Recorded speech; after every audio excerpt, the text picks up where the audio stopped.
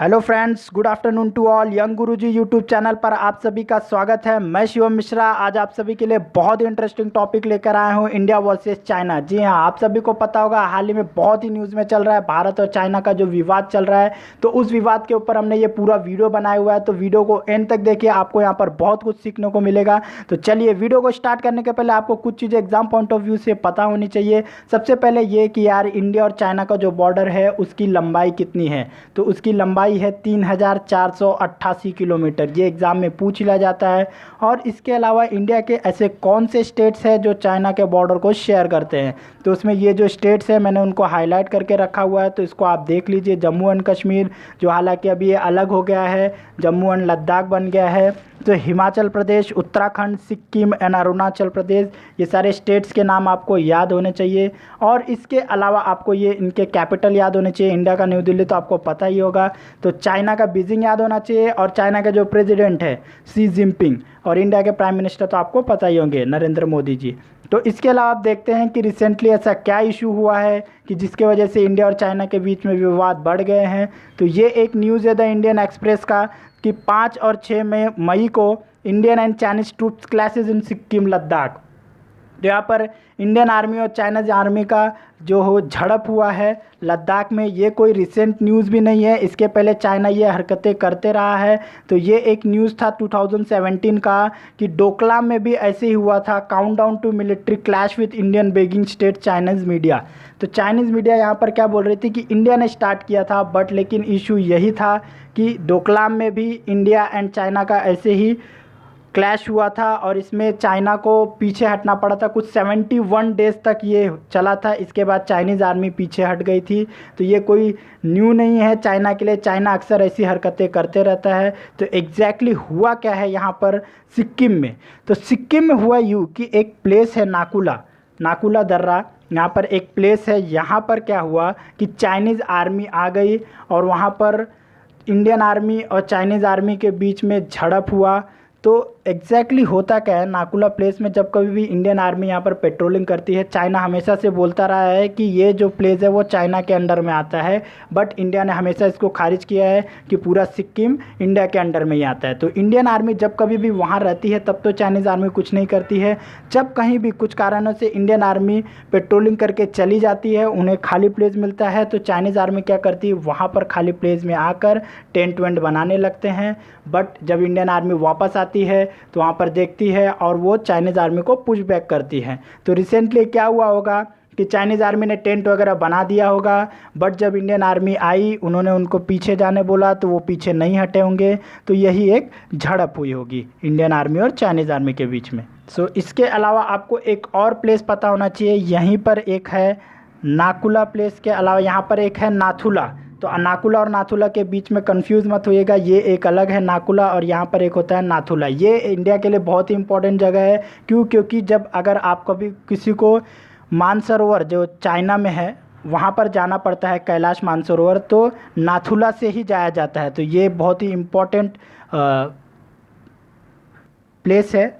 तो इसके बारे में मैं आपको इसलिए बताना चाहता हूँ कि जो आज नाकुला में हुआ, इसलिए ऐसा ही 1967 में नाथुला में एक वॉर हुआ था इंडिया और चाइना का, जो आजकल लोग भूल चुके हैं। क्योंकि ये इम्पॉर्टेंट इसलिए है क्योंकि ये देखिए, ये नाथुला, ये इम्पॉर्टेंट इसलिए है क्योंकि यहाँ पर इंडियन आर्मी की जीत हुई थी, बट इस जीत को हम भूल गए हैं।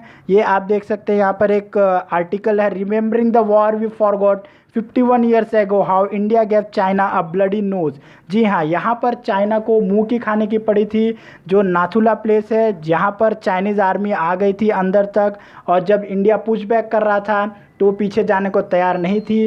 वहाँ पर अटैक हो गया था, वॉर हो गया था। और इस वॉर में आपको जानकर खुशी होगी कि इंडियन आर्मी की टोटली जीत हुई थी। ये एक रिपोर्ट है, क्योंकि आप देख सकते हैं जो इंडिया के 88 जवान शहीद हुए थे और 163 जवान जो है वो घायल हुए थे, जबकि चाइनीज़ आर्मी के साइड से 340 लोग मारे गए थे और 450 से ज़्यादा लोग घायल हो गए थे। तो इसका सीधा सीधा इस रिपोर्ट से मालूम पड़ता है इन दोनों वॉर में एक ही देश की जीत हुई थी, वो थी हमारे भारत की। बट लेकिन आज के टाइम पे हम 1962 का वॉर तो याद करते हैं, बट 1967 वॉर को भूल गए। तो यार मैं आपको एक रिक्वेस्ट करूँगा कि आप जाइए गूगल पर, यूट्यूब पर 1967 के जो वॉर हुआ था उसके बारे में सर्च करिए एंड पता करिए, क्योंकि ये इंडियन के लिए बहुत ही प्राउड मोमेंट है, बट लेकिन हम इस वॉर को भूल चुके हैं।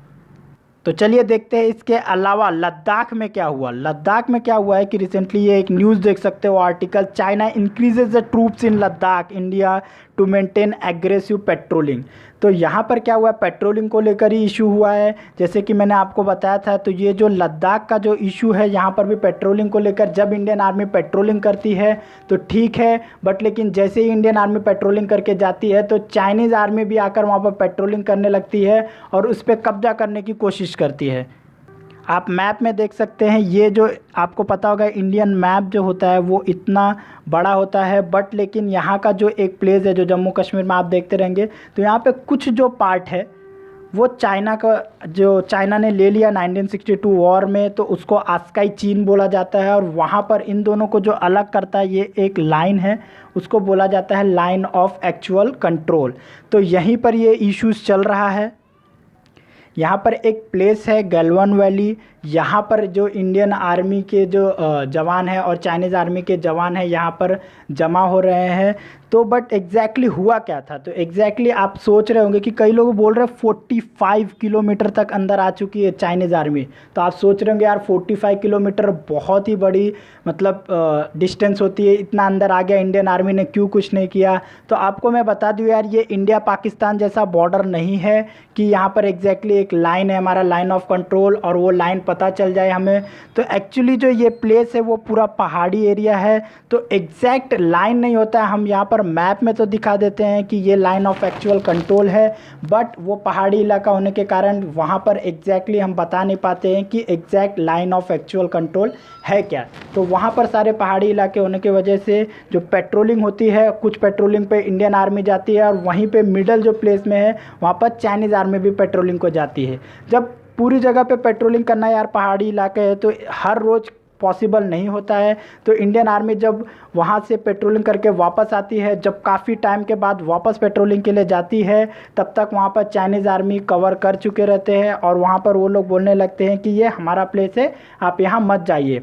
तो यहाँ पर इसी को लेकर विवाद हो रहा है और कई गवर्नमेंट ऑफिसर्स एंड लोगों का ये भी कहना है कि इस बार जो है वो इंडिया पीछे नहीं हटने वाला है। इसके लिए यहाँ पर जैसे कि डोकलाम में मैंने आपको बताया कि वहाँ पर इंडियन आर्मी पीछे नहीं हटी थी, हम चाइना को पुश बैक ही करेंगे। तो आप ये भी सोच रहे होंगे कि क्या युद्ध हो सकता है, तो यार मुझे नहीं लगता युद्ध हो सकता है, क्योंकि आप सभी को पता है दोनों ही न्यूक्लियर कंट्री है, दोनों की आर्मी बहुत ही स्ट्रांग है।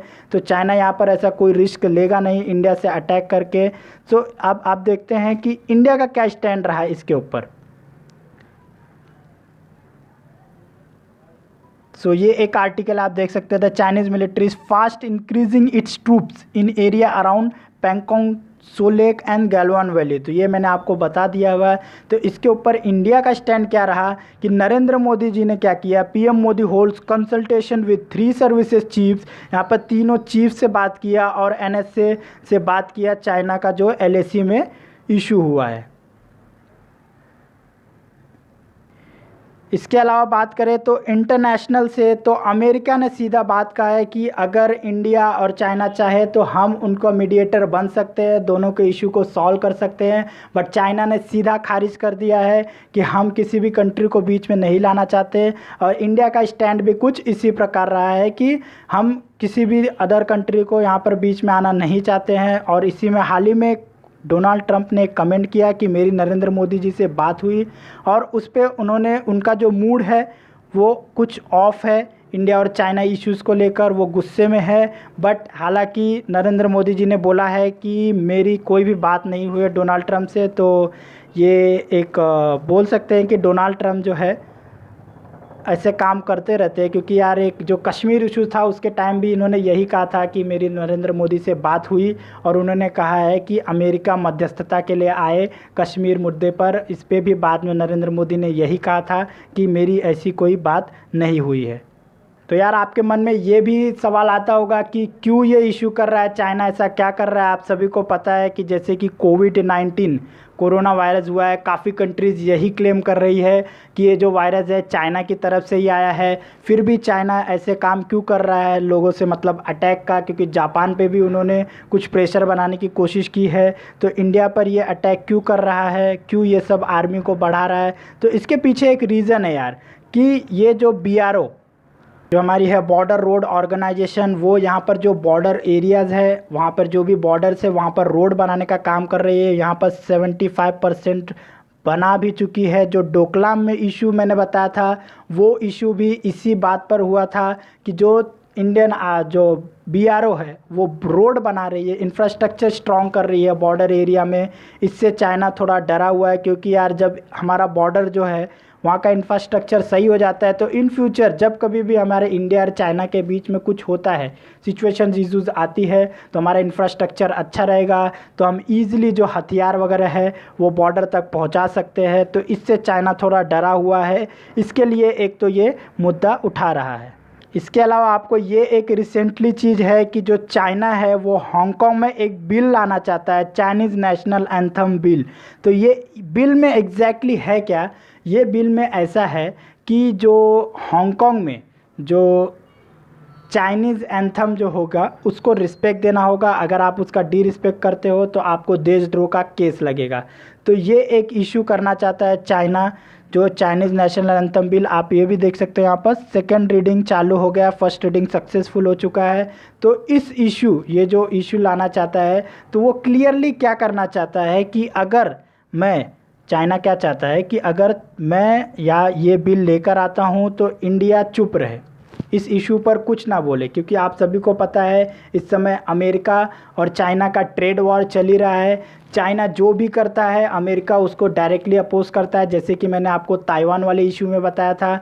इसके बाद भी अगर आप देखेंगे कि जो ये नेशनल एंथम बिल वाला है उससे भी अमेरिका ने सीधे बोला कि हम इसे UN में लेके जाएंगे, बट चाइना ने सीधे खारिज कर दिया कि ये हमारा पर्सनल इशू है। तो उसे पता है कि यार अमेरिका का जो एक इंडिया है क्वाड ग्रुप है जिसके अंदर में इंडिया, जापान, ऑस्ट्रेलिया और USA आता है, तो वो लोग फोर्स करेंगे कि यार तुम इस इशू को उठाओ। तो बट चाइना ये रिस्क नहीं लेना चाहता है, इसलिए यहाँ पर उन्होंने आर्मी लगा के रखी है कि हमारे हांगकांग वाले इशू में भी आप कुछ ना बोले। क्योंकि एक तरह से यार चाइना डरा हुआ भी है, क्योंकि जैसे कि मैंने आपको बताया था WHA का जो मीटिंग हुआ इसमें भी इंडिया ने चाइना के अपोज में बोला ताइवान वाले इशू पे।